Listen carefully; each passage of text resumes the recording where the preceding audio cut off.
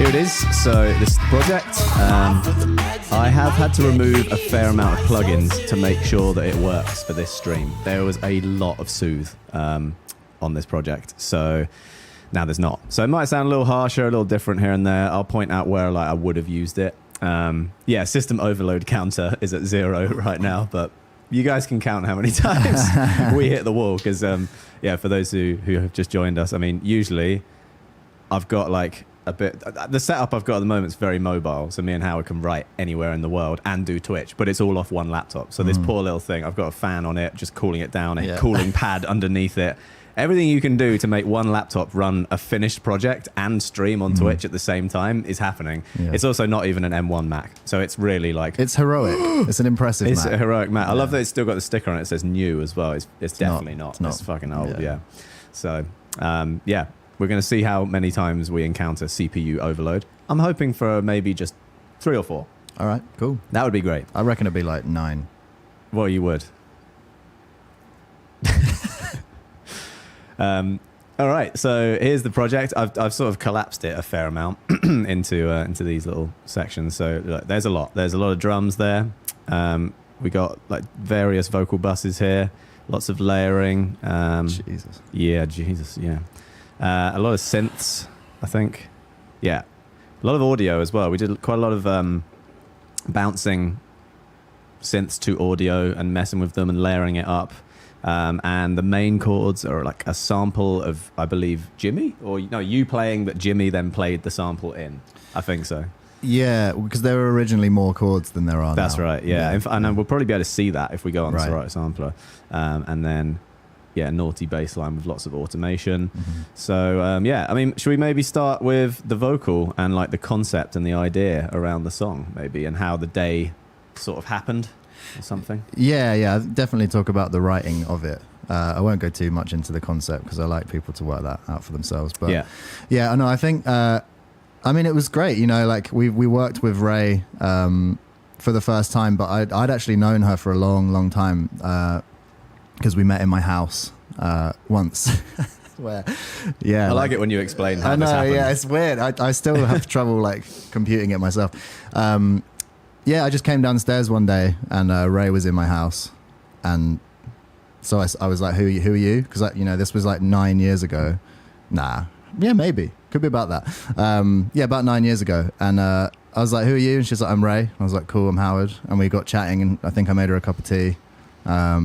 It turns out she was there doing a session with my housemate Finn, and yeah, they made a banger together. It was really cool, but. So I've actually known her since then because she's from the same area that we grew up in. She's from, I think, Coulsdon or Croydon or somewhere in that region. Coulsdon, yeah, maybe. Yeah, something like that. So, yeah, no, it was nice to see her again and get back in the room and actually make some music rather than just make a cup of tea. Although we probably did have a cup of tea again. But yeah, man, no, she's insane. Like, she's amazingly talented, super safe. Like, we all got on really well.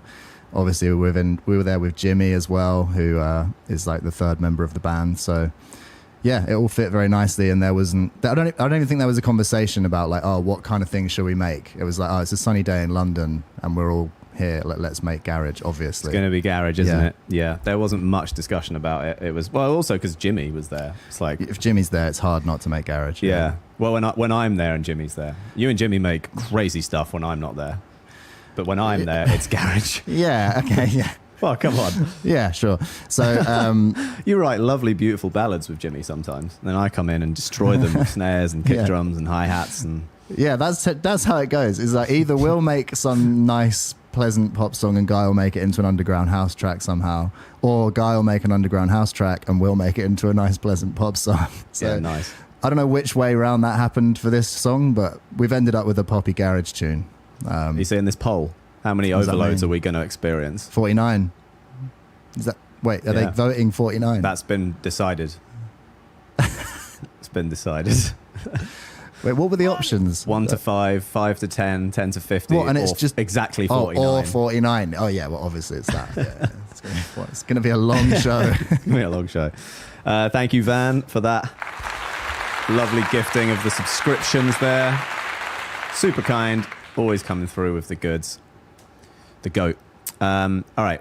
back to this. So so this was not my first time meeting Ray either when we did this. I had worked with her before in LA on another session where we bumped into each other. Yeah, so we'd all met, but we'd never like got it together in the same room and like sort of specifically said we're going to write something for Disclosure or you, depending on how it sounds. But yeah, as soon as we got there, it was garage time. It was sunny, and we were like, this is probably going to end up being a song for us because it just sort of fits our vibe. I think the song's got a lot of our old school flavors to it. You know, I think a lot of techniques that I would have liked to have known how to do back when we made songs like You and Me and Stimulation, I can now like implement in the writing of this. But the writing and like the vibe is very similar, I think. But hopefully people can hear the progression in like the mix and like just the variation in like the music and how it moves. And oh yeah, there's another thing to mention that I actually forgot, which is that we wrote different verses originally.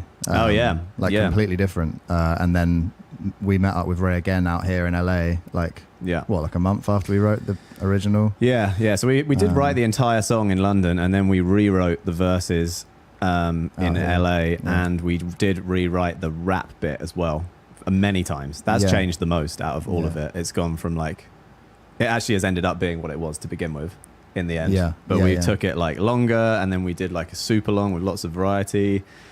There's like a lot of bits. I probably won't play you guys those because like I'd probably want to ask Ray first if she's cool with it. But if she is one day, then I'll just post some stories of it on Insta or TikTok or something. But yeah, there's been many versions of the rap, which we don't usually do, like verse wise. You know, it's usually kind of done or it's not. But they didn't dramatically change, like the temperature of them and like how they were sung and all that is very similar.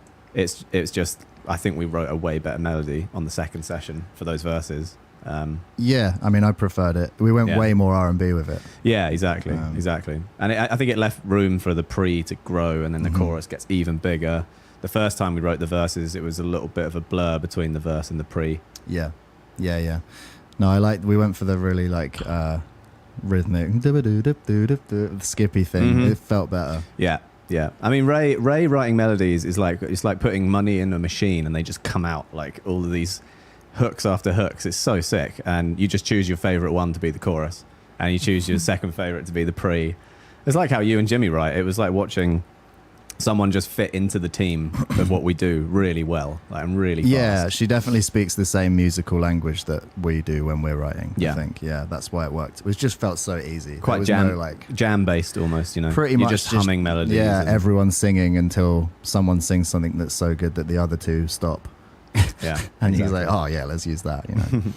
A couple questions. Is there really 210 tracks? I mean, yeah, that's what it says there, but some of them are empty. Like there's a quick sampler right there with nothing on it.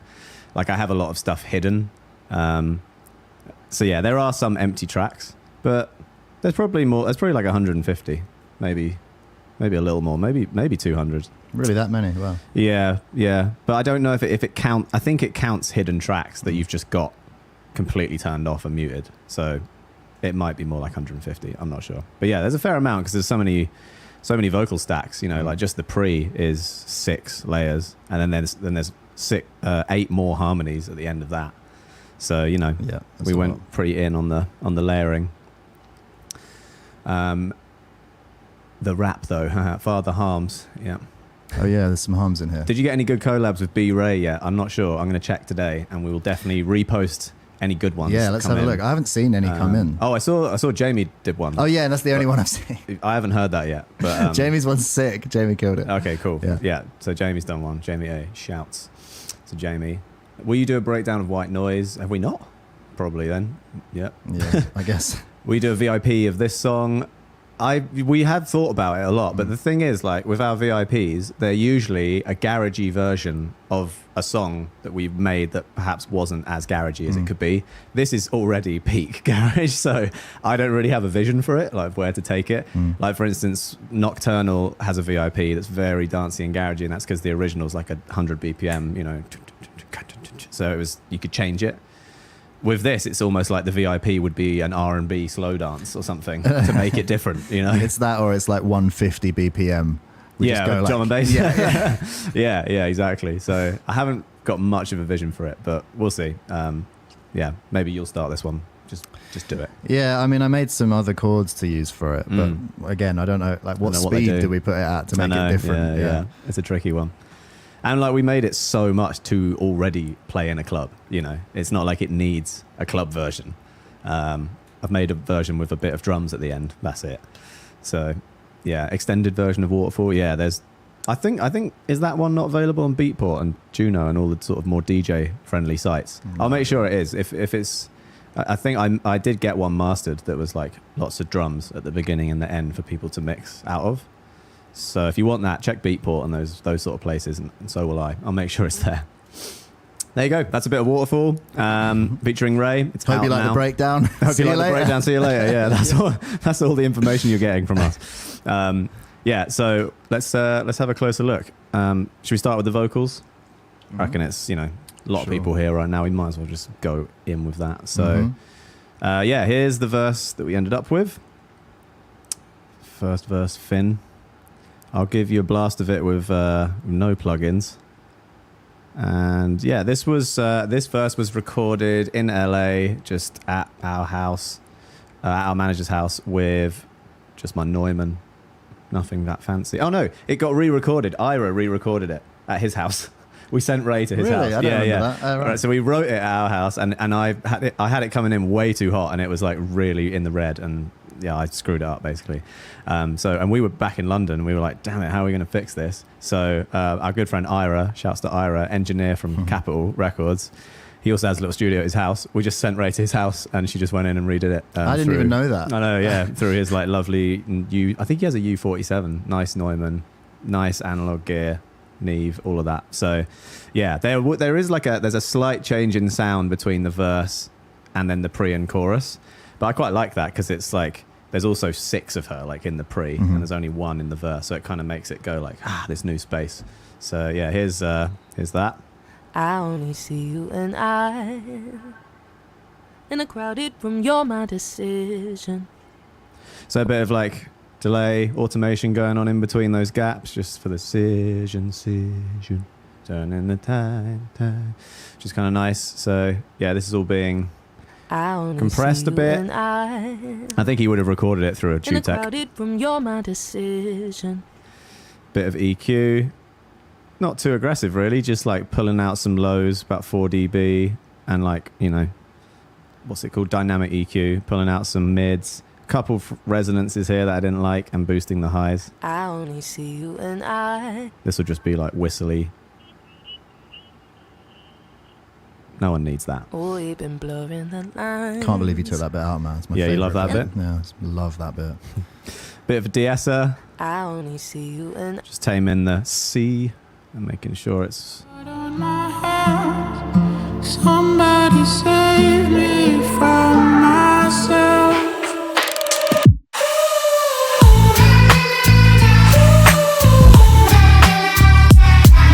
I'm off of the meds and it might get hideous. Why so serious?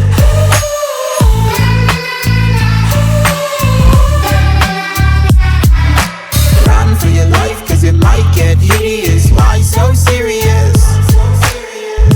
Change, can you swear some? Never mind, I forgot where I came from. Like wolves in the darkness, we've adapted to blindness.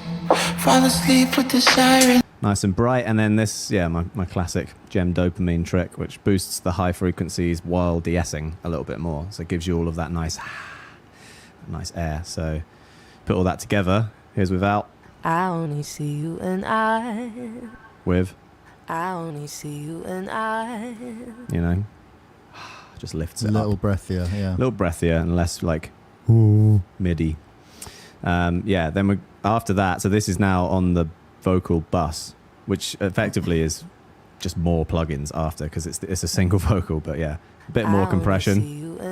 It's literally not doing anything, like in a crowded room, you're my taking off a dB and here and there of those like top notes. A little bit more gem with a bit less compression. So yeah, I'm going pretty in on brightening this thing up.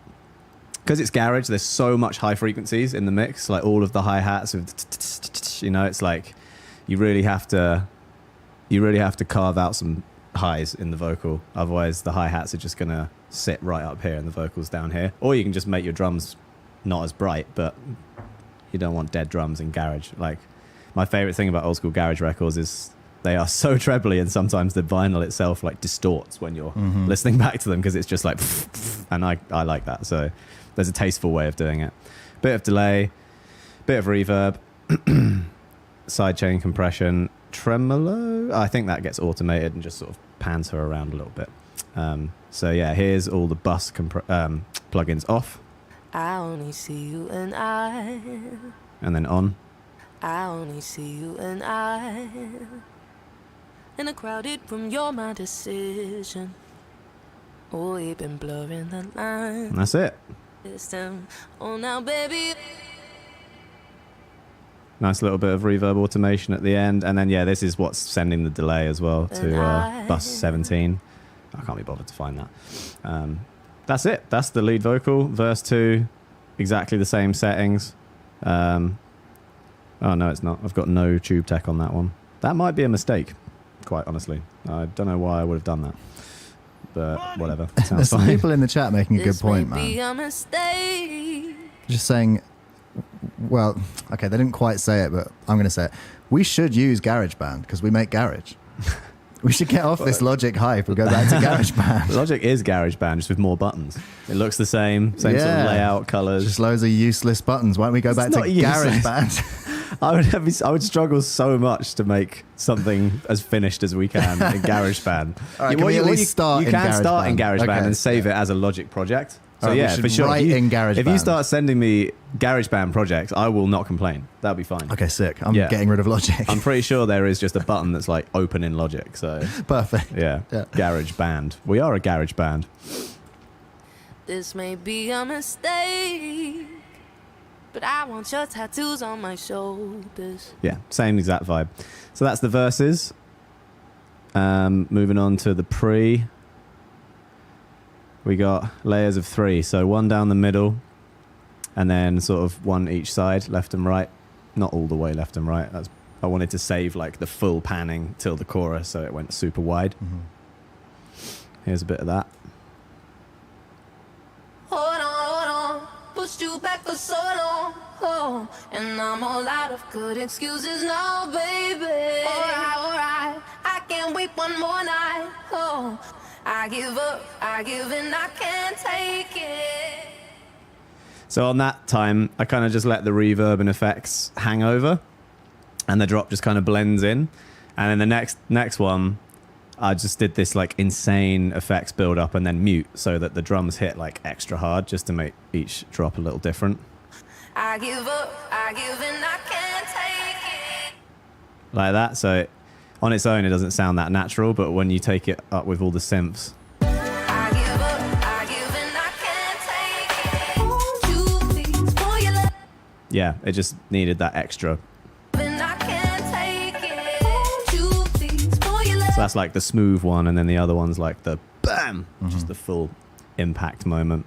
Same exact settings, I think, on the bus, except for I've gone for a blue stripe compressor. Just adds like more harmonics and a bit more distortion into the sound. Very minimal on each track. I've got no compressor. I think they were just recorded really nicely. Didn't need it. So it's literally just got a little bit of EQ, barely any, taking out some low mids, bit of resonance, boosting the highs, and a de-esser. So yeah, everything you can see here is all that's going on. It's very minimal on the pre-bus processing. It's just effects. So yeah, some of these are all, getting automated, and wet and dry is going up and down. A lot of people don't put their effects on the vocal bus itself. They would send the signal to another bus. The reason I like doing that is because like on plugins like these ones where you've got a mix knob like wet and dry, by increasing the reverb, it also decreases the dry sound. And for me, in my head, that makes sense. Like if I'm building reverb, I don't want the main sound to stay there and reverb just appear. I want the reverb to like overtake it and like completely engulf it. And then when you go back to dry, it's like up comes the main because it signal. makes it feel like the original dry signal is further away that way. Yeah, exactly. Yeah, it pulls it down. And, you can always make up for that in like volume automation if you want. But yeah, it depends what kind of reverb, what kind of delay you're going for. If you want to just send a quick like dap, dap, dap, dap, to, you know, like a quarter note delay, you've got to have it on the bus. But for things like this, where it's just a build and then a scoop out, it's just kind of like how I DJ as well. You know, if you're taking the bass out, you're doing a reverb build, you might pull that fader down a bit just to make it a bit more like thump when you go back in. So I kind of view it a bit like DJing with effects. You know. I give up, I give and I can't take it. You please, boy. Yeah, so that's how that's being achieved. Anything you want to say about the lyrics and the melodies of these parts? No, I mean, we spent quite a long time making sure, especially when we rewrote the verses, trying to make sure that all the sections were different enough melodically. Yeah. Especially as like the post-chorus is so like, you know, just legato the whole time. So most of the other sections we went quite like either rhythmic or sparser. But yeah, no, I think my favorite melody in it is definitely the verse. I love that melody now. I love how it jumps up fourths and it's so like 90s R&B to go da da da da da da, you know. Mm-hmm. So yeah, no, I think that's my favorite. I don't think we need to go into the lyrics again though. You know, I like people thinking it's about whatever they want it to be about, rather than saying like, if you listen to this, you have to imagine my predicament I was in, like, or whatever. You know, it's like it's better to let people feel it themselves. Someone said, "Why did you put 2 H delays?" I honestly have no idea. That is like really dumb. Maybe one is. Yeah, no, I don't know. There is just 2. Oh yeah, I'll take that. Breakfast. 1 sec. Howard's got food delivery. Yeah, I honestly don't know. I was going to say maybe I've got one set on like 16th notes and one on 8th notes, or maybe one's like the only difference I can see is like one is doing highs like and one is doing. Oh wait, they are on different settings. There you go. Yeah, one's on 8th notes and one's on quarter notes. That's the difference. So this one here, that's doing like dung dung dung, and like you can see here I've taken out all the highs and lows, so it's like a boxy that kind of sound. And this one is doing, and it's not in ping pong mode, so it's going down the middle. Whereas this one is in ping pong mode and it's going left and right, left and right. So yeah, they're just set up a bit differently, I think. But yeah, it is kind of overkill. You could definitely achieve a similar thing with just one. And usually if I'm doing quarter note delay, I'll use Sound Toys Echo Boy or something. Anyway, here's the harm bus underneath that. And I'm all out of good excuses now, baby. Nice. Sounds so nice on its own. I give up, I give and I can't take it. Yeah, so those, you know, complement that. I can't wait one more night. Oh, I give up, I give and I can't take it. Nice. Cool. So that's the pre. Here's the chorus. So yeah, it's quite a lot of tracks in the chorus. It's got a little bit of auto tune on like some of the tracks, but not all.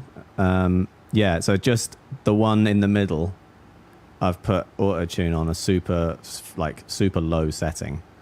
And it was more for like the texture, to be honest, because it was sometimes auto tune does some like interesting phasey, flangey stuff, which can be quite nice. But look, there's like more rays on here without auto tune than there is with.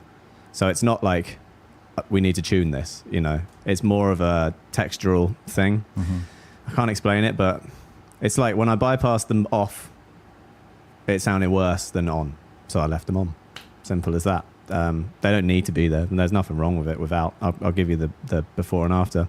But other than that, it's just the same. Tube tech compression, copy and pasted the same EQ pretty much from the pre-chorus. And then, yeah, very similar bus processing as well. Blue Stripe, EQ with some dynamic stuff going on at the top. I think I've put an Oxford inflator on there as well, just to bring the chorus up even more. 2 H delays. Oh, they are different. Yeah, look, one's doing a super fast like echo slap back thing, and then one's doing actual delay. So this gap here, this is where I had soothe, which is like a harshness deharsher. Let's say that. It's a soother. They're so CPU intensive that I had to get rid of them, and instead I've just sort of put one on the vocal bus of everything. So it was bypassed. I'll put it back on. So yeah, you might hear a few frequencies popping out that are a bit harsh because I've lost Soothe. Soothe is still your favorite plugin, right? It's still the best. It's still the most useful plugin ever. Yeah. I think. I think it's the one I hear you, like during sessions, it's the one I hear you mention the most. Yeah. When we're actually writing stuff, you're like, oh, thank God we have Soothe. Yeah. There's not many plugins that like are like you want it on the hi-hat, single hi-hat track and the master out. Yeah, you right, know? But like with right. Soothe you can. There's like barely, apart from EQ, there's like barely any plugins that do that, you know. And EQ is a wide amount of choices. Soothe is just one thing. So yeah, it's an impressive thing. So here's the different effects. So hit that slapback one is first. Oh. Won't you please pour your love in over me? All your love in over me. Like a waterfall, baby. Won't you please pour your love? So that was this chorus bus is the only bus that has that kind of slapbacky delay, and it's because the rest have quite nice long reverbs, and we wanted the chorus to sound like it was just there, like it would come right up, but not totally dry. So instead of going for like a short reverb or a long reverb, we've gone for like a slapback delay. Howard loves slapback delays, so I know when I put him on, he's going to be in. I think it's just because it sounds like a short reverb, and I love short reverb. Yeah, it's very 80s trick. Yeah, you know, like Phil gated Collins would do it and- a lot. Yeah, you just have like a single bounce back of the vocal, like da da da da da, da like that. Yeah. But I've also got a little one underneath it, just barely on. Won't you please pour your love in over me? Yeah. All your love in over me. Like a waterfall, baby. Won't you please But pour you're your barely even hearing that. You know, it's more subconscious than anything. Same with the reverb; it's on 1%, which is like nothing. Won't you please pour your love in over me? All your love in And over even me. that, I've got the pre-delay set the same amount as the slapback delay, so it's still only going, well, won't you please? So you're not, you know, again, you're not really hearing it. Your brain just sort of knows it's there in the back. There's a good question about the vocals. It's just gone above the screen, but it was something like, how do you get the vocals to line up so well? Like in a stack like that. 'Cause Oh. it's really hard, actually. Yeah, honestly, I haven't moved these at all. This is just Ray being excellent. We Like, we just did a truckload of takes until we had perfect takes. Yeah. You know, I think that's what it's something that people don't do that much anymore. Yeah. People just do one and then tune it. We were like, Just let's just tune, get yeah. it right. you Yeah, know? like none of these are tuned at all. They're just out the box. And the other thing is, like, we say we did loads of takes, but it's not then like we comped every one. We would just do loads, and she would get better and better each time, and we literally used the last 5. Yeah, it's They normally would just be that, like, chuck yeah. them in. Because, like, especially when there's a stack, there's not like, you don't want every single one to be perfect. Because if they genuinely are all the same, you'll just get phasing. Yeah. Especially if you use auto-tune on each one. You get really Well, weird, horrible that's phasing. why. Yeah, I thought this might come up. Mr. Wolf has said, "What about Vocaline?" Nah, never. Yeah, like we've never used it, and whenever I've seen someone use it, it leaves like little artifacts all over the thing. Like you hear these little weird digital clicks and stuff. I mean, I don't know. Maybe the person I saw using it just wasn't good at using it, but I personally think just sing it the same a bunch of times. Me too. Like, my philosophy is this as well. Like, did all my favorite songs ever use Vocaline or something similar? No. So, like, it's clearly not needed. You know, I don't think humans can pick up on these tiny transients being out a bit. If you're way off, yeah, just sing it again. Just get better and better each time until you do it good. That I think personally, but like, I'm sure there are some songs I like that do use it, but like, you know. The plugins that I tend to use are either emulations of old gear that is on songs I love, or with something like Soothe, it's so subtle and doing things that you would try and achieve with EQ anyway, but like it's just doing it faster. Like plugins that make life faster and easier are good, but not if they change the sound like in weird ways. And Vocaline, maybe it does do some weird artifacts and you can hear it a bit. Personally, I like a group vocal kind of moving in and out of time a little bit. Like that's what keeps it human. It sounds like a group of Rays all singing. It's weird in terms of writing as well. I wouldn't say this happens every time, but I mean, we tend to write melodies first. So for the vocals, you know, I'll come up with some chords or whoever, and then we'll start writing vocals just melodies normally, like no lyrics. And even at that stage, it's almost known and agreed upon by everyone in the room. Like, oh yeah, this bit is going to be multi-tracked, and this bit is going to be just one single vocal, and this bit's going to have harmonies. Like you can kind of just feel it out. Like, you know, the post-chorus, like, let your waterfall, that's not going to be a single vocal. Like it's crying out for harmonies, and that's why we absolutely covered it in harmonies. Yeah. But you know, it's like some of them just call out for certain things, including even stuff like reverb or dry. You know, like there's certain parts that just need that. So yeah, that's the order for those people that were asking a second ago. Here's some of those rich harmonies. For me, I need you to let your waterfall. Oh, baby, let me feel it all. Yeah, she's so good because even her vibrato is like in time. It comes in at the same time and starts doing the same rate. It's because she does it You know? naturally. Yeah. She's not overthinking it. Yeah, and it's in time with the song. It's triplets. It's like da, da, da, da, da, da, da, da, da. Yeah. I think a lot of the time when that doesn't happen is when people aren't used to doing harmonies. Ray's very used to doing harmonies, and she's sick at them. But like when I was telling her to sing certain notes, like she could just do that and still feel what she was singing rather than have to concentrate on, you know, like, oh, I'm making sure I'm singing this note. Like she just heard what I sung and was like, oh yeah, cool, I know how to do that. So she can keep it a lot more natural. That is high. So you can hear that bend in is not quite the same on the way up, but it's natural. We like that stuff, you know. Like there's one a bit flatter than the others. It's getting there a bit slower than the others, but like it's nice. That's what. That's literally how you achieve chorus, like a chorus effect. You know, is like detuning little bits to make this richness. So when you hear maybe just two together, you'll be like, oh, it's a bit clashy. Same as like if you're on the piano and you just play two semitones, it sucks. But then if you put in the chord around it, it's like, oh, now it's nice. I kind of have the same philosophy on harmonies with that. You know, I very rarely tune harmonies. It's not needed.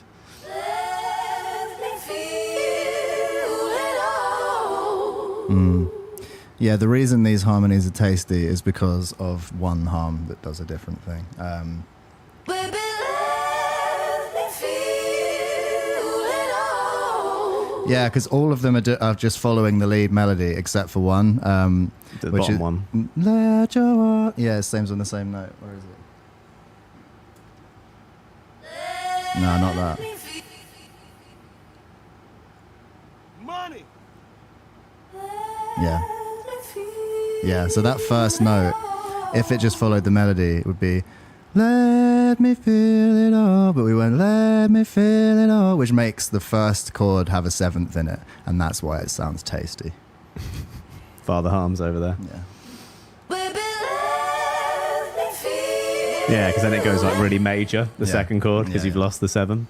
Yeah, it's nice. Usually, and I feel like this for you is actually quite sparse harmony. There's only three harms. Yeah, we kept it clean. Three we harms didn't and go the too lead. crazy. Yeah. I'm glad we didn't as well. I thought about going crazy. But I think Yeah, and this it's is pretty rare perfect. that we add harms and then take them off. That never happens because you're always like, oh, it sounded better before. It's better to just Yeah. not record them. Jimmy's always like, Howard, have you got another harmony Yeah, for yeah, this? And of I'm always course. like, well, yeah, obviously. But like, does that mean we should put it in? Probably not. No. We can keep going until we just have all the notes, but I don't think anyone wants to hear that. Indefinite harms, yeah. Cool. All right, I've got these ones labeled as breakdown vox, but they're kind of like a middle eight. I'm pretty sure these were just recorded on an SM7 while she was sitting on the floor. I think this was literally the most demo-y bit. Yeah, of I the wasn't tune. even in the room when this part was written Really? and recorded. I went to the loo and then I think I answered a phone call for like 5 minutes, came back in, and this was written and recorded. I was Yeah. like, oh wow. That's right, I remember now. Yeah, because she was just like sitting on the floor going. It's like, how can you do it that fast? Aw, shit. What's going on, Mr. Greggles? We just got a raid by Mr. Greggles. Or Gregless? Gregless. Nice to see you. So, yeah, these ones sound, I think, a little different to the rest of the song because the recording was genuinely, like, very different. Give me something to live for. Give me something to love. Give me something to hold on to. I've been nothing above. So you can hear that like there's more spill of the track behind the vocals too, and that's because it's just like coming out of the speakers really, really quietly. I don't think she was even wearing headphones at this point. Let me mute all of the. It might be a Neumann actually. I don't know, but it definitely wasn't recorded in the vocal booth. Give me something to live for. Give me something to love. Give me something to hold on to. I've been nothing above. Either way, it's hard to remember because like the whole thing was demo vocaled on an SM7 while she sat on the floor, and then we re-recorded almost all of it in the booth. But for some reason, I remember not redoing this bit because it just sounded nice, like how much more like soft and a bit lo-fi it was. Because when the rap bit comes in here, it made it like. So it wasn't much point making the middle eight super clear, because then you're just sort of competing to make the rap bit sound even bigger. And the rap section is like really distorted and like really different sounding to the rest of the song. So yeah, for me, it's like, I'm a big fan of recording like different sections of the song with different mics or in a different room. If you're trying to achieve a sense of like changing space, which we definitely are, you know, if you're going from a single verse vocal very clear to like a big pre-chorus with group, you know, sometimes changing mics or changing where the mic is can help, you know, establish that vibe. But you know, if you want consistency through the song, do not do that. Obviously, that would not be helpful.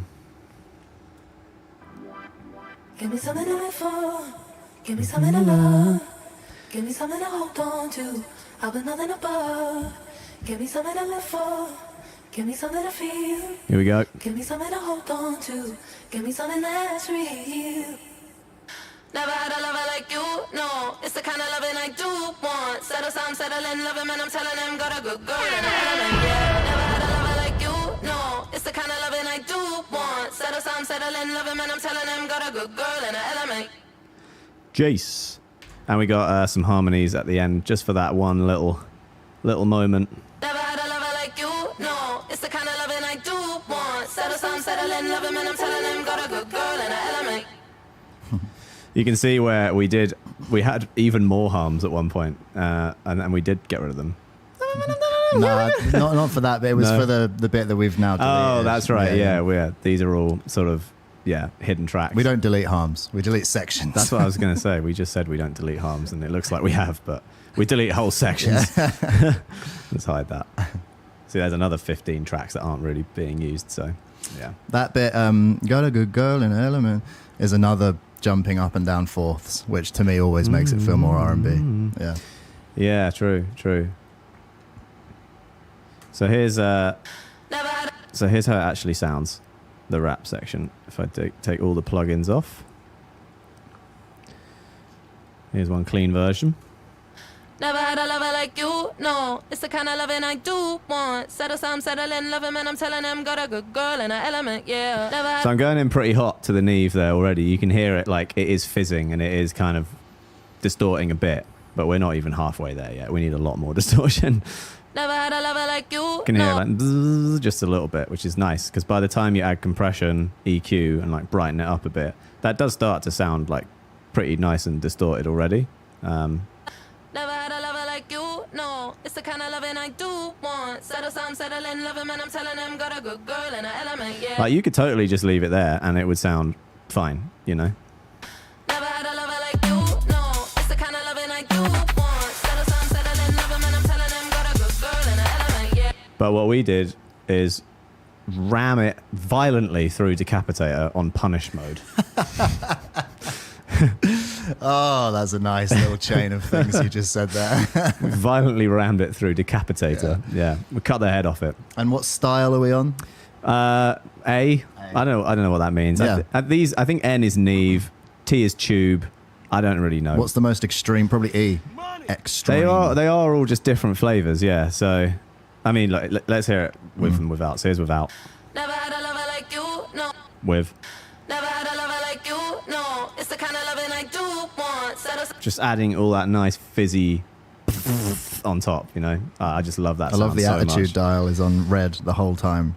Yeah, it's in the red, and then because what I like to do is work it really hard and then blend it in with the mix knob here. So it's only on it's only on 70%. Like if we go all the way up, it's Never had a lover like you, no. It's the kind of loving I do want. Settle down, settle in, love him, and I'm telling him, got a good girl and an element, yeah. But like, why isn't that painful to listen to? Like, normally distorted stuff sounds horrible when it's loud in your ear. This is right in my ear, and I think it sounded great. yeah. Well, it's like a guitar solo, right? Yeah. Guitars, some stuff overdriven is great. Like, and there's a big difference, between analog distortion and digital distortion. Like, if this was clipping in the red of Logic, you get like not a nice sound. But this, distortion and overdrive are effectively, you're taking a round waveform and cutting the head off into a square. And I could go on for a long time about the science behind that, but you're basically limiting hard. So you're not getting like huge volume increase. You're actually squashing the level. Like if you look at a sound before, like if you take a plucky guitar, you'll get loads of transients. If you run it through an amp on distortion, it'll actually look way smaller, but it'll sound massive. So I think that's why it sounds good to humans, because it's like, it puts it in this box and it's very controllable. Like the sound is very even, but it sounds massively fat, and you're adding loads of harmonics. So it's clipping off the top of each sound. Clipping off the top, and the style of how it does that clipping is what harmonics it will add. So the best way to tell is like if you run a sine wave, like a pure sine wave, just going boo, and then try these different styles, you'll see different harmonics appear like after it on an analyzer. So that's how you can.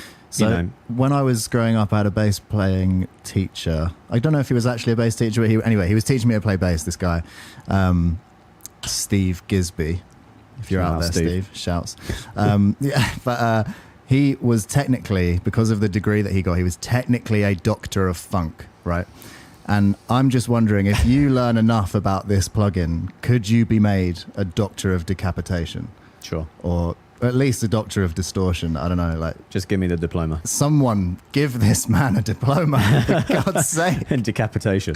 He knows everything about this thing.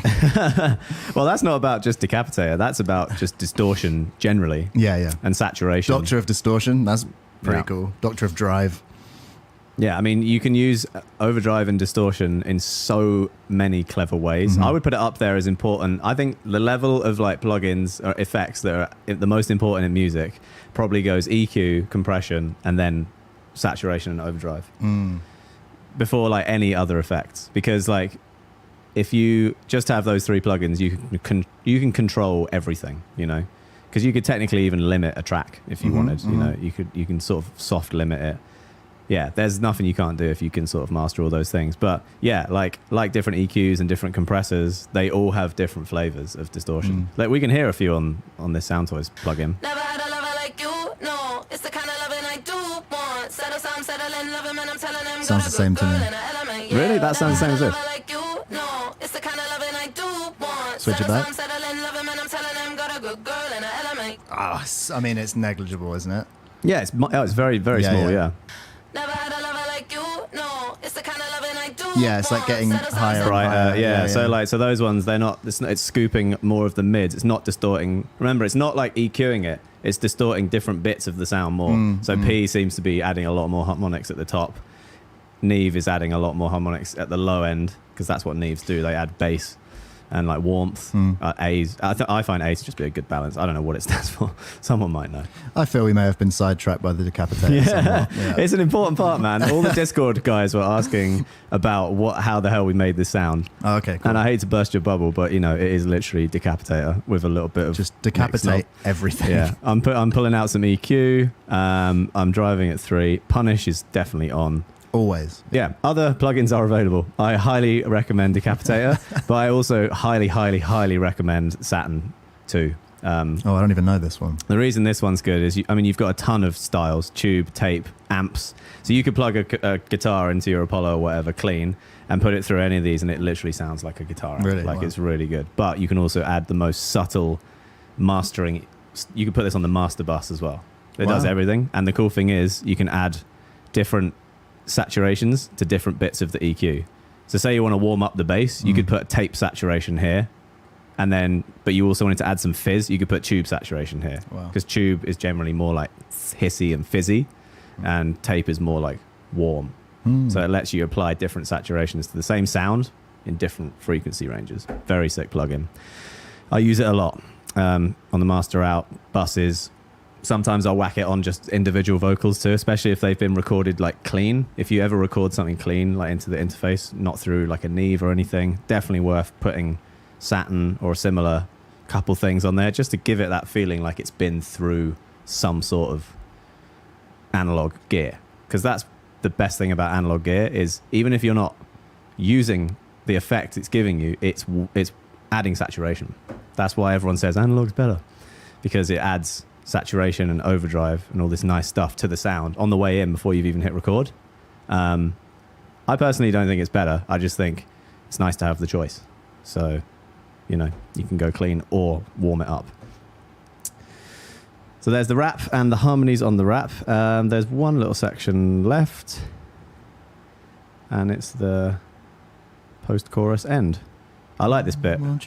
Yeah, we really nearly cut this, but I'm so glad we didn't. I think we had it quite long before, and it's just nice to have a little splash of it before everything disappears. Money. Won't you let your, won't you let your, won't you let your waterfall in? Yeah, it's like a string line. Let your, won't you let your, Yeah. It's a very different sound on that one. I've scooped out like all of the low mids. Yeah, see, it's like, it's really, and all the highs as well. I wanted it to sound like it was in a little old school radio or something. Yeah, distorting it also a little bit, but not as much as before. And I'm sending loads of it to the Logic Roto Cab, which is usually an effect for an organ, but I like using it on vocals. Yeah, and the chorus plugin too. So here it is, just like dry. won't you let your, won't you let your, won't you let your waterfall in? And then with Roto. Won't you let your, won't you let your, won't you let Like detunes it a little bit. Yeah, and for me, it makes it sound like underwater Roto yeah. Cab for some reason. It just makes it sound like fluttery, and it's just a nice, slightly less conventional way of doing a flanger or a chorus plugin. Well, I'm doing both, but yeah, that's the only real thing to say about these bits at the end. But I love it. It's like when I listen to Waterfall at the end, that's the bit I actually sometimes end up humming later in the day. Yeah. Probably because it's the last thing you hear. Yeah. But there is something really catchy in it. Yeah, I think it's just Ray going, "You thought we were done? I got another hook." All right, there's the vocals and the sort of structure of the tune. Moving on to synths. Ooh, yeah. So we'll go with the main chords first. Money. Here we I go. can't remember what synth we use. Is it like a... Well, it's a sample, isn't Yeah. it? Let's get a bit without the filter.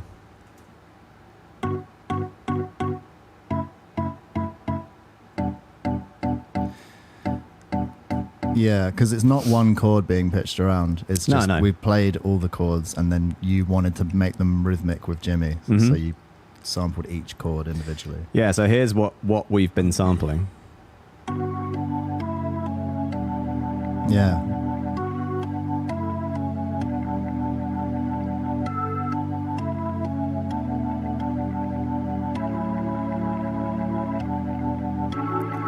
Yeah. So you wrote I that- had those originally Yeah. for the song, and then you were like, "Let's make it more garage," and chopped it into what it is now. That's it. So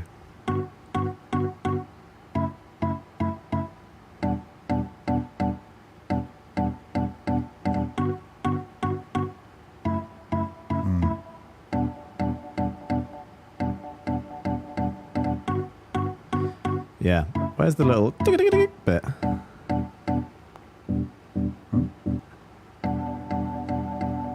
Oh, it's in the octave up. Yeah, so there's another octave here. Same thing, but octave up, and then this little bit.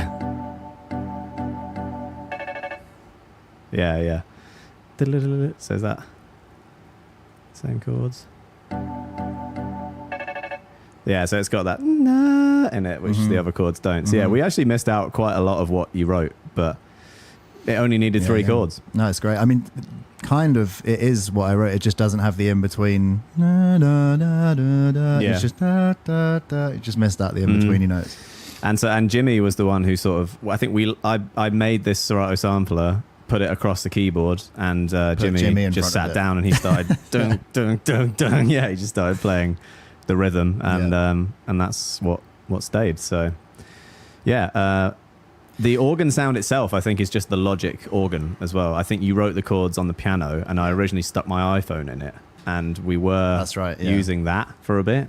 Was that this song? Yeah, it was. Yeah. Have I got that? Yeah, here's that. You can see where we wrote the organ parts. What does that sound like? So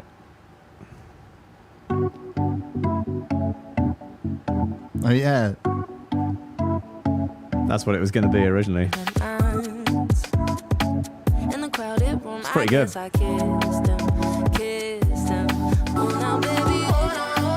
It's actually It's kind of pretty a cool. vibe. Yeah. It's kind of a vibe, yeah. So we had that, and then I think it looks like I just sort of legatoed it all, so it was easier to sample.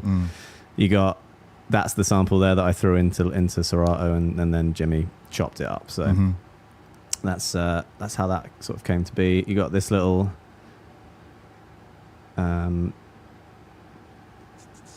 yeah, you got this little poly 6 ARP thing as well, which is kind of fun. There's just like a little round off at the end of each bar, or now and again.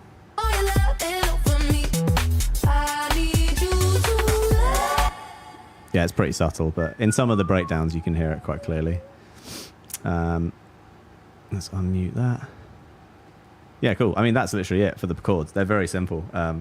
We've layered up some cool noises here, though, which is quite fun. So this first synth was, I think it was the Peak, this thing here, Novation Peak. No, my bad. It was Pigments. It was, Pigments by Arturia. It was one of the settings on there. You can hear it panning very left and right.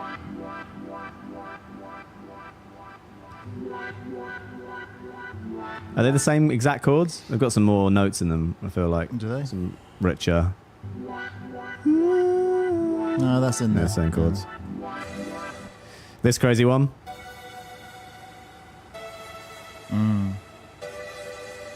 Got some pretty serious modulation.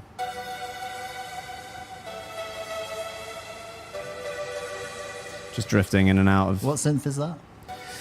They're all a combination of Omnisphere, the Peak, and Pigments. Yeah. So I think that one was maybe Peak. That one was definitely Pigments. Maybe the other way around. And then this stuff was all Omnisphere.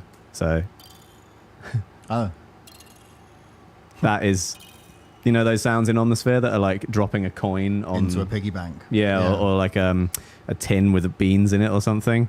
It's just like a few of those. When's the last time you saw an actual piggy bank? A long time. Years. Years. Got a real piggy bank? Nice bells. That's DX7. It's like a for sure. DX7. yeah. Super 80s. What I like is how dissonant the bell is. Yeah, It's got all those harmonics. they're not that in tune, but altogether it sounds great.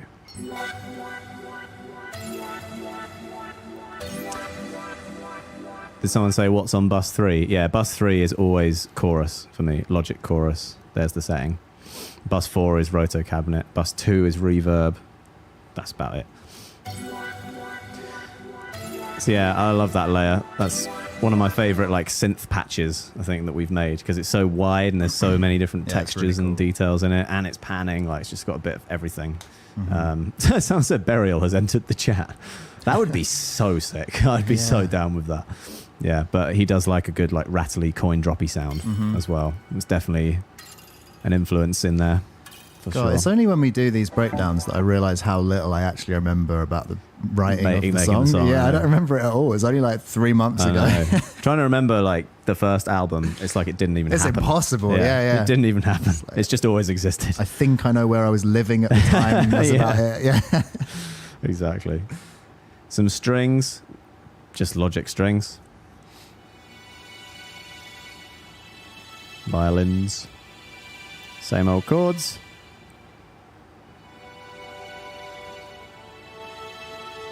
Just taking out all the lows. Just literally wanted like That's nice. the nice sparkly highs to go with the nice chords. And that's all the synths.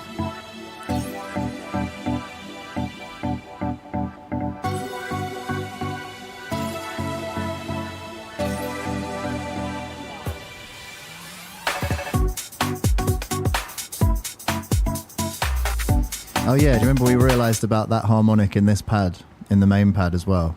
What? There's a note that sounds like it's in the chord, but it's not, and it sounds In really the cool. organ chords. In the main one, yeah. It's only when it's opened up though, you cut off.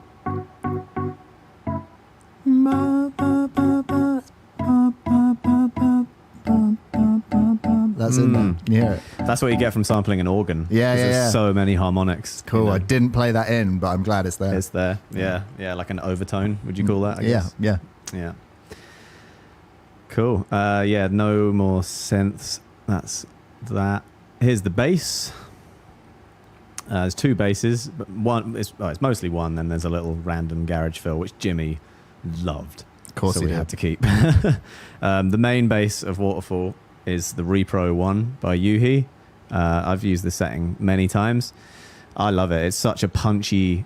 I find with software synths, a lot of the time, it's quite difficult to find a synth that has a great attack for a bass. Like, most Moog emulations, they just don't do what a real Moog does on the front end. They have a great tone and the filter does a very similar thing, whatever, but they just don't... You press the note and it just doesn't go down. Yeah, it's weird. Why haven't they mastered Because they just that? clicky digi in and out. Yeah. But this one, I just really think nails it. Like I haven't even got the attack on 0, and it's just got such a banging front end.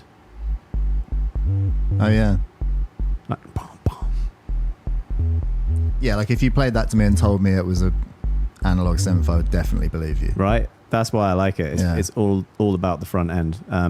It's weird as well because it's actually a bit of a hack with this synth. I've got both the oscillators turned completely down, and it's actually just the resonance of the filter Yeah, that you're pitching around. Wow, Taron G Super weird. called that before you even said it. No oscillators used. Yeah, exactly. But I don't know if it's as good with the oscillators. All I know is I found this setting, tweaked it a bit, saved it, and it's my go-to sine bass. Yeah, like I love the Arturia Mini Moog. That does a pretty good job at front end as well. But the Monarch, which I use all the time, that's its one downfall for me, is it doesn't have a good front end attack.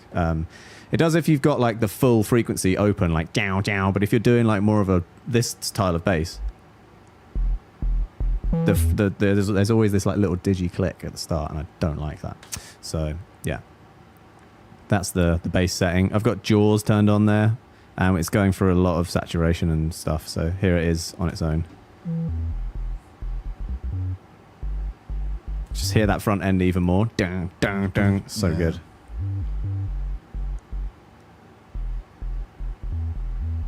Yeah. See, without that Jaws plugin here, it's literally just sine wave. So that.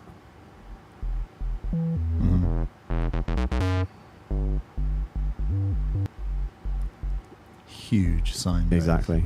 Going into Logic Overdrive, rolling off some of the highs because it's bass, didn't need them. Then adding in some fizz with this soft tube saturator. Hear that on the top? That's, for me, is just making it sound like it's going through a bass amp. You know how you get that fizziness on a bass amp, like on the top. I always miss that when you take it away. So Yeah. EQ wise, probably just rolling off the lows. Yeah, rolling off the super lows a bit, boosting some of that front end click.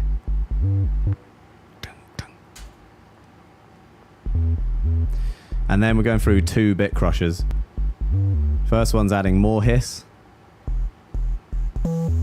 So that's really like a noisy pff. And the second one is more of a actual bit crush sound, I think. Yeah. Zzz. And then I am limiting it a little bit too, because that's the only downside with that this Repro 1. If you're using the resonance as the tone of the synth, it doesn't have any velocity control, so your top notes are going to be they're going to be the same volume as the low notes, which usually you don't want. You want the bass to be louder and it to sort of get quieter the higher up you go. So even if you adjust, you know, like the velocity in the MIDI, it's not going to make a difference. You can play the notes quietly as you want and it's still going to go boom. So yeah, that's the one downside. So I'm limiting a bit. And you can see it catching the high notes. Just helping bring it down a little bit. That's the bass. Oh, except for this bit with the crazy bass. I should have named this Wookiee bass. 100%.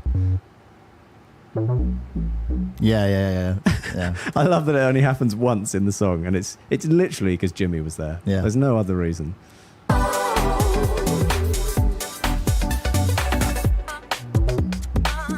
This may be a mistake. Yeah. So with that bass, it is Monarch. That is the sound. It could easily be, yeah, it's just a total rip off of like the bass sound of Battle. Yeah. I also just like that it's not like, I don't know, it just does its own thing. It's not like in the notes you'd expect it to be. It's also bang on bar 49. Boom. Yeah, it's the third and the second. It's so nice. Makes it feel really mean for a second. Yeah, and it back does. to Like, nice. oh, Yeah, yeah, yeah. back. Green Apple Juice said, "Who's Jimmy?" Jimmy Napes is an amazing singer, amazing songwriter. Not such a great singer. Deep bar. Oh, come on. Sorry, Jimmy. Yeah, he's an amazing songwriter that we've worked with for many, many years. He helps us write lyrics and melodies. But yeah, he's written loads of songs for Sam Smith, Clean Bandit, Alicia Keys. Bunch of stuff. Look him up. He's the first person we worked with, right? I think so. Yeah. It was either him or Sinead. Like Sinead, Harnett. yeah. Around that time. Yeah, it was a while back. Mm-hmm. So there's the basses. Just drums to go.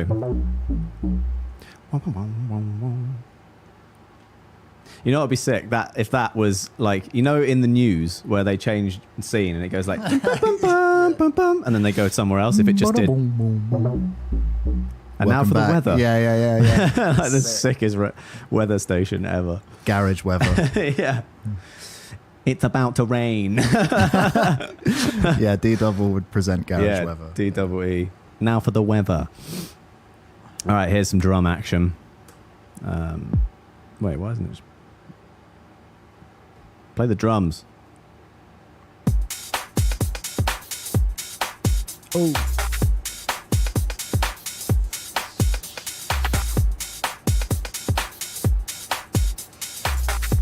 Pretty happy with those. Yeah, pretty happy. They slap. My favorite bit is...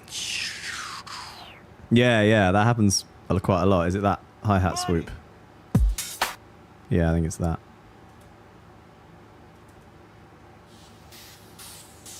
Oh, that's so nice. Yeah. There's also like a little trap fill, which is quite fun. Yeah. So those are a couple samples that I probably got off of Splice, or no, that looks like an Apple loop. Yeah, around midnight hi-hat. So if you extend that, that's probably like a full beat. Yeah. Wow. It's crazy rhythm. Crazy rhythm, yeah. I've probably stretched it as well and it's made it sound even crazier. Yeah, there is actually a couple of other Logic stuff in here as well. So two-step balancing beat is one that I pulled in that was sort of, well, I mean, it was not pre-made, but there was some stuff in it that I liked. So I've deleted and muted stuff that I didn't like about it and then left in. Yeah, so I think that is a beat that you can pretty much drag in from Apple Loops. And I've just sort of EQ'd it and put it in a box. Because my favorite thing about it was the cabassa and the snare.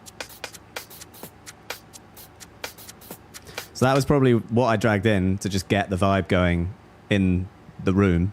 Because, you know, we're starting from scratch. So we're making garage. Two-step kit seems like the way to go. So usually I would just start like that and then take it out and replace it with something. But instead I just built and built and built on it. So if you take that as like the starting point, I'll take rid of all these plugins.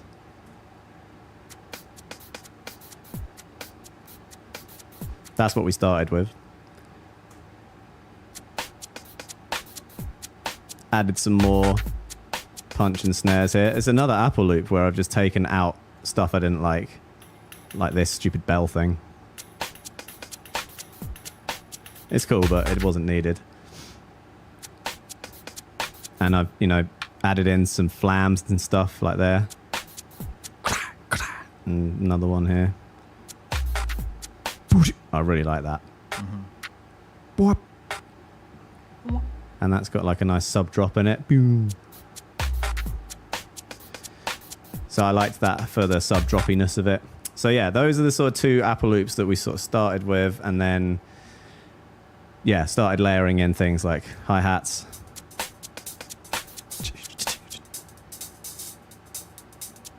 Yeah, it's very loop based. Like, I'm doing a little bit less playing in than usual. Probably because it was just all coming together so quick, and I was like, I just want to get this thing rolling so Ray can write the best possible song with us today. Boosting it with a rim. Don't even know where that rim's from. There's two kick drums. You got my classic big kick doing like the punchy bit, like the subby kick. Boom, boom. Very short punchy kicks. It's garage, you don't want too much down there. If it was going boom, boom, you're just going to clash with the bass line. So it's very short and punchy. And there's this one as well. So that's got like a hi-hat built into it. It looks like it was from, again, an Apple loop, Alligator Hands. I've just taken the kick from this loop and used that. Can we play that somehow? Probably if I do that.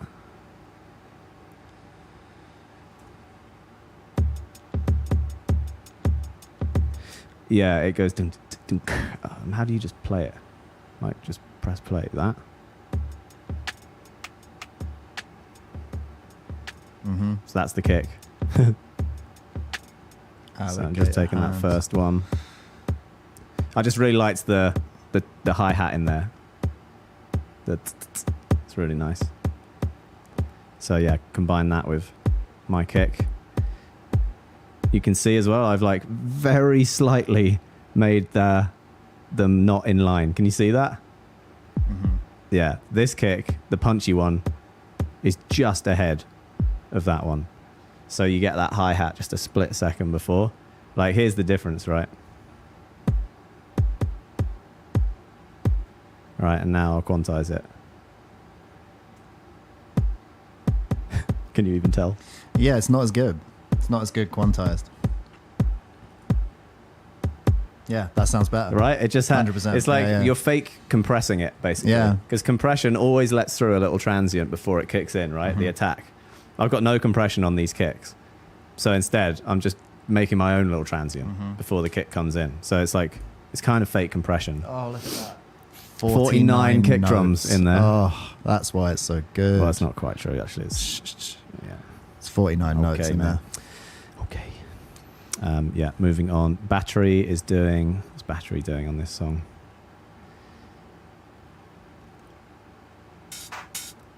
Oh, wow. A super lame clap. Lindrum. The Prince clap. Yeah, big 909, super compressed hi-hat, and a Lindrum. Classic old drum machine sounds.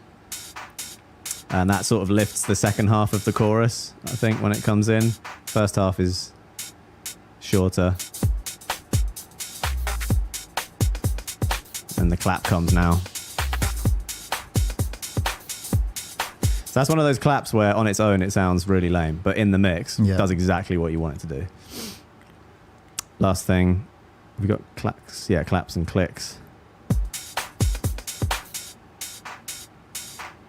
Oh, it is a click. Got that wrong. Clicks. So that is Hand Clap Studio, which we've actually given away on our Twitch channel many times as a prize for some of the remix competitions we do. Oh, it's bloody good, isn't it? Oh, yeah. You can do more as well. Let's do 8. I didn't know you could click with it. I thought it was just claps. Yeah. Oh, They're nice as well. oh yeah, Really 3 nice. kelvs. You're right. I do hate Lindrums, but Sorry, I used one. does sound good this in the tune. mix, this one. Yeah.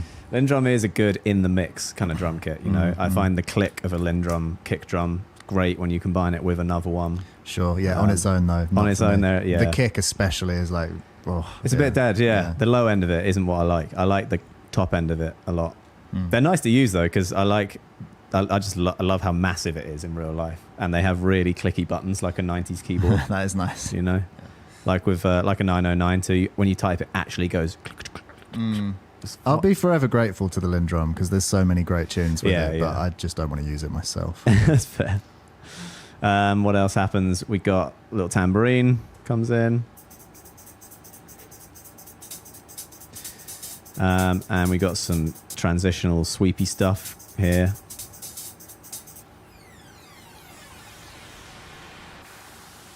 Crazy. Wow, that screechy one's quite cool.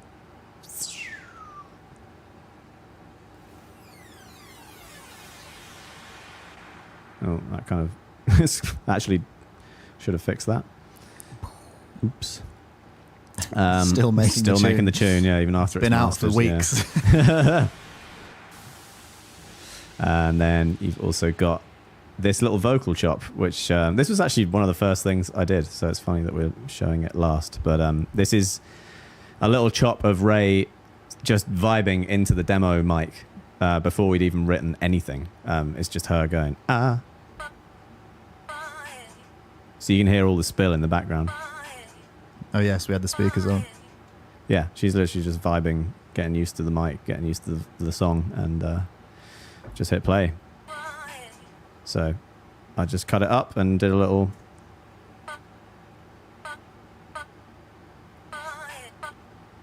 And that's in the drum bus.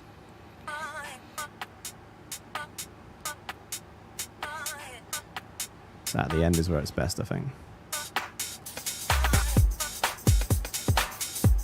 A lot of the time, I like to take whoever is singing and just put a little piece of that sound in the drums, just to sort of bring some balance to, you know, it just gets them in the music more. And it's also one of the first things you hear of Ray in the whole song, like that, before she even comes in. So it just gets you like ready for who's about to sing. Yeah, you know, it definitely does. you. And it also, I don't know, it removes any danger of it sounding like a karaoke, you know, like someone singing on a pre-made garage beat. It makes it feel like they are part of the beat. Right, yeah, exactly. You know, yeah. You're like bringing them together. Yeah, exactly. So that is the drum bus with no plugins. I mean, it sounds pretty good. First of all, going through this compressor.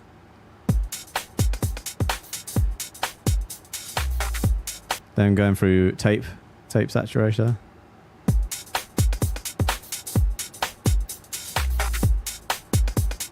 Not loads, but a decent amount. Then inflator.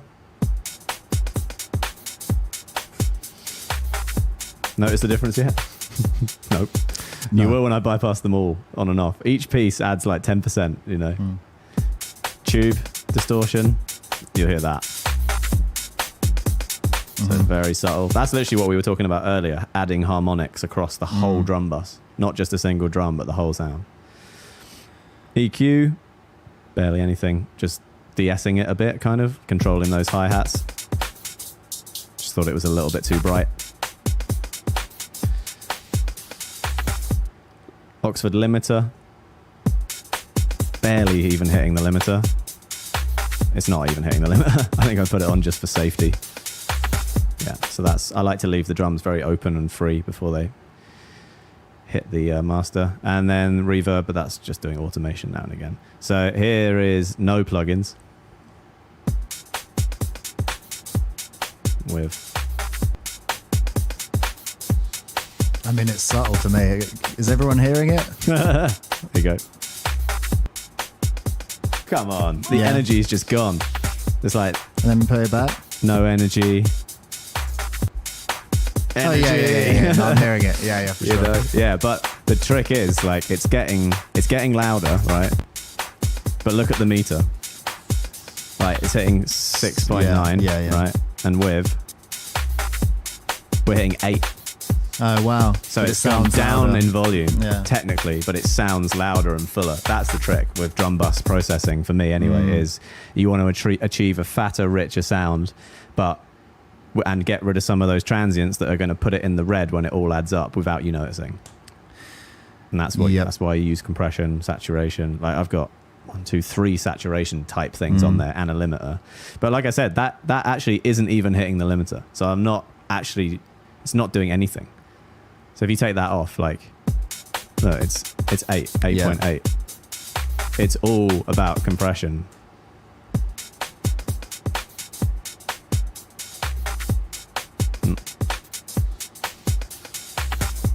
Yeah, what was it? 6, 9, 7. So yeah, we've lost like a dB and a half, 2B, but we're louder. So that's the trick, guys. That's what you want to try and achieve. Make it quiet but sound loud. Yeah, save yourself a few dB, you know, so when you get to the master out, you're going to have another whole dB of room to push up without, you know, clipping, which is nice. I got distracted during that little section there because someone said, why don't you do a thing with MJ Cole? And I was thinking, we should totally do a thing with MJ Cole. Yeah. Yeah, that would be sick. Absolutely would. I actually went for a pint with MJ Cole about a month ago. He's a lovely dude. Just went to the local pub. He does Twitch a lot, right? He twitches. He does. Yeah, these guys take part a lot of the time, I think. Shout out to MJ Cole. Yeah, send our love to MJ Cole. All right, quickly, master bus vibes. Here you go.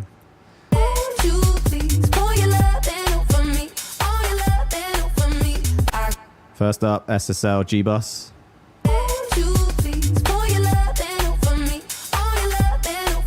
Hitting that very lightly, and I've actually only got it on about 60% wet and dry. I didn't want to overcompress this song at all. I wanted that vocal to fly out and let the mastering guy take care of a lot of that control. Through. Oh yeah, it's not even...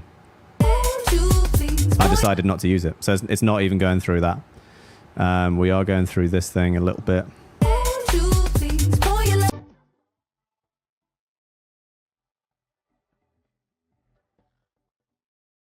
It's just a bit louder, yeah. Yeah, just louder and more vibes.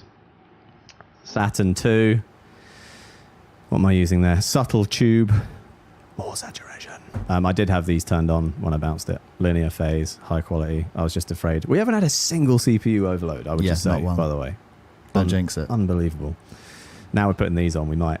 And I had this on my master EQ. I'm pushing just a bit of mids and taking off a bit of super highs. 1 dB, 1.5 dB.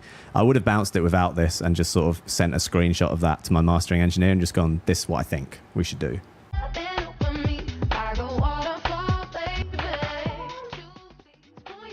So yeah, we are actually dropping in level there a bit because I've got that turned on. But it doesn't matter. You know, I'm trying to, you want to send it to the mastering engineer quiet.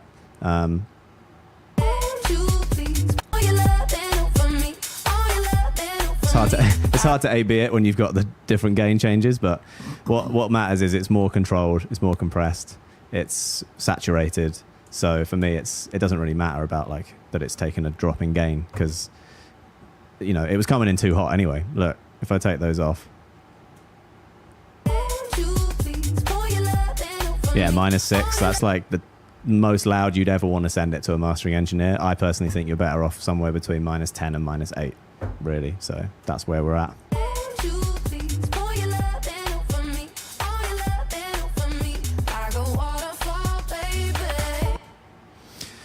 And then would you have had Soothe on the output? Oh, yeah. Yeah, would have definitely had a little... actually, I don't think I had it on the output for this track, but I definitely had it on my vocal bus, which I still do. Yeah, I was taking out a fair bit of like resonances with the vocals. I think that's it. That seems like... We could check if there's any like hidden stuff that we would play.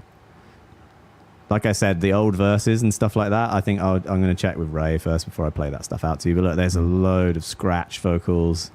These are all like the writing of it. You know, the previous versions. Yeah, the rap sections. Yeah, we did something that we don't often do, where we wrote the original verses, and they were cool, and everyone liked them. But we just had a feeling we could do better, so we did better. Yeah. See if I can just play I don't know why that happened. Oh yeah, that was one idea. One idea. I'm in love like you. What's this one? Same thing, maybe.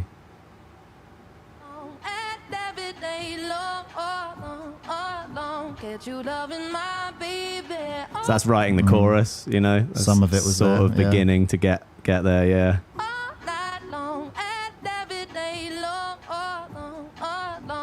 that you loving my baby. Oh, I mean, it's almost there already. You know, it's very close. What's all this? pushed you back for so That's Jimmy. That's singing. Jimmy, yeah. And we made it skippy. Yeah, It was exactly. straight originally. Yeah. Okay, I take back what I said earlier about him being a poor singer. Oh, he can sing. He can sing. that's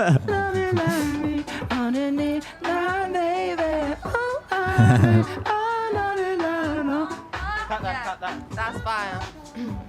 That's fire. That's fire, Jimmy. Yes, Jim. He can crop that now. Just have that forever. Sick. So yeah, there's a little bit of scratch stuff. What's that one there? This is all fine, 'cause this is pretty much what ended up being in the song. It's before we wrote the words. Cinnamon, yeah. So a bit of cinnamon. A little bit of cinnamon. A little bit of cinnamon. Yeah, exactly. So you can see us just laying it all out, you know, getting the structure together. But yeah, look, you got re-recorded verse 2, new vibey, distorted verse. Like there was a few variations. So yeah, I'm going to save those for another day, and I'll post them on Instagram or something. And yeah, we can reveal all.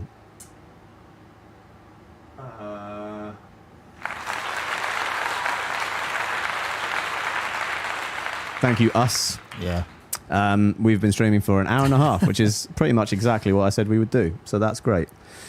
Thank you, Van, she says, thanks for another epic stream. Thank you for your subscription gifting.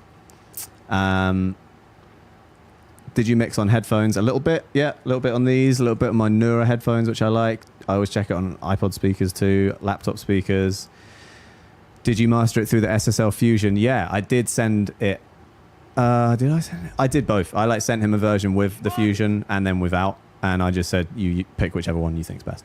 And I think he ended up using the one without, because my issue that I have with the Fusion box that I've got is that I'm running it in and out of my Apollo, which is like not the best converters in the world. They're good, like they're great for recording stuff, but for a whole mix to pass in and out, you really want something a bit more high end. I don't have that. So sometimes what I'll do is do a version of it with the Fusion and just take a picture of my settings that I had and then let my guy do it, because he's got one too. Someone else mastered it. Yes, he Stuart Hawks. Oh, Jamie said, can you Metropolis. play the kick? Did we do a kick bit? Yeah. Oh. We did a whole kick bit. Did a whole kick bit, Jamie. Keep Bro, up, bro. here it is. Here's a kick. Oh yeah, we did that. Totally went Listen, for it. Jamie, we've been over this. Are your headphones Sennheiser HD25s? Yes, they are. Classics. Classic DJ headphones. All right, last couple questions. If anyone's got anything that we left out, let us know. Would you ever master it yourselves? I mean, I feel like those plugins on the master out are mastering techniques. But like, would we do it fully? No. And for me, it's not even a sound thing. It's mostly a file export thing, because the mastering engineers these days, they have to export a type of file for Apple, a type of file for Spotify, a type of file like WAVs. They have to do the instrumental. It's just like admin. I don't want to do that. Plus, the skill really that they have of like comparing limiters is like, I can barely tell the difference. Like, he makes these tiny adjustments. Like, do you prefer 200 millisecond attack or 400? I'm like, mate, It should be super I've got specific. no idea what you're talking about. 270, please. Exactly, yeah, exactly. What's your AD-DA converter? I don't have one. It's all Apollo. That's why I also wouldn't master it, because converting is like one of the most important parts of it, and clipping, and I don't have any of that stuff here. So I'd rather let someone else do it. Microphone suggestions, depends what you're recording. Are you doing another remix comp soon? Probably not. We're about to go on tour. Going to be too busy for the next month. We're going all over America. We're going west to east, hitting Coachella on the way. Bunch of our own shows. We're going to have 4 days in New York, Howard's birthday. Hey. So that'll be vibes. Yeah, Coachella. Chicago for 2 days. That'll be fun. Portland is really soon, this weekend, right? Do you remember what you did after the Ray vocal session? Oh, I do. You left, but me, Ray, and Jimmy went to the pub. Oh, yeah, that's right. And Yeah. then we did another session here with Ray. Mm-hmm. I don't know what we did after that I either. don't think we hung out, but we sat on the balcony for a bit. Yeah, pub was good. I had a Guinness. It was great. I feel like there might have been a dog around that day. Yeah, probably hung out with a dog. Hung out with a dog. Yeah. Best mixing headphones you've tried? Just whichever ones you know the best. It's too subjective. If you know your headphones really well, those are the best ones. Coachella is next weekend. That's right. Can't wait. It's going to be fun. Magic Mike. What's up, Magic Mike? How you doing? What, the Magic Mike? Yeah, the Magic Mike safe. that we used to come to Vegas with us. Hello. Are you guys coming back to France? Well, yeah, at some point. That's a great question. Will you buy Howard a new nice chair for his birthday? Yeah, Because this I've stool... finally got a nice chair. Look at this thing. It's made out of like... It's made out of fucking iron. Yeah, but you've got a nice sofa that you're usually on. Just today. Yeah, the sofa's okay. It's I've sat on okay. that thing for weeks. Yeah, no, that's fair. Yeah. And I'm now I have crippling back disability. Great. Well, I don't want that. Yeah. Are you coming back to France? Yeah, we cancelled the whole European tour because of COVID. We got a festival, We Love Green festival in Paris this year. Can't remember when that is. We're coming back.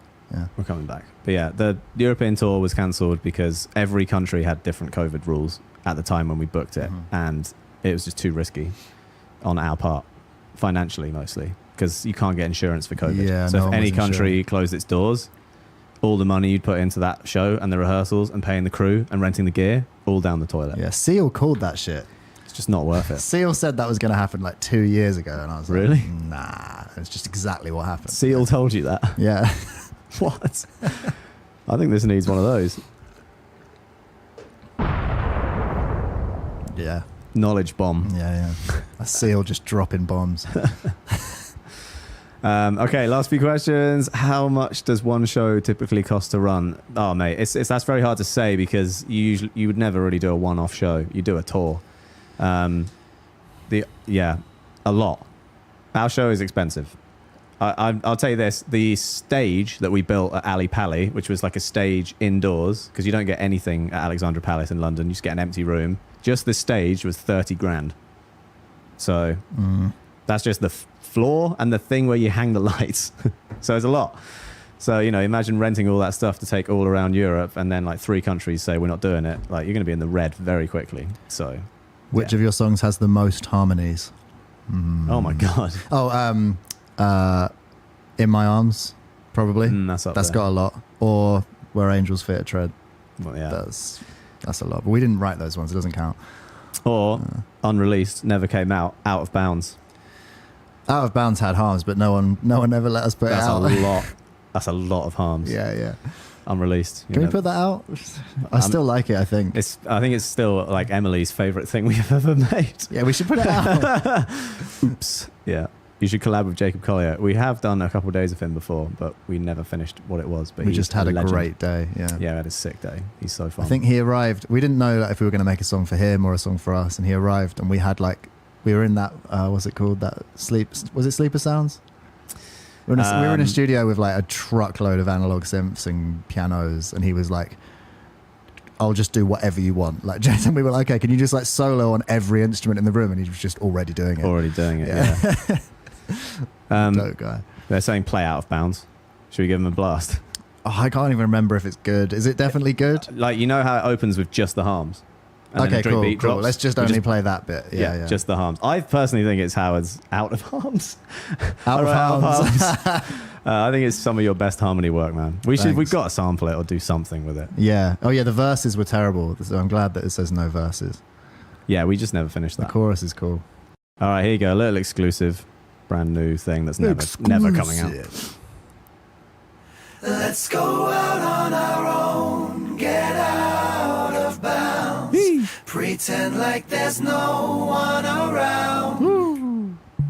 Pay no mind to our phones or bank accounts, and talk about something profound. That's good. Yeah, there you go. I still love it, man. We should Me make too. it. We should make it. Let's sample it. Yeah.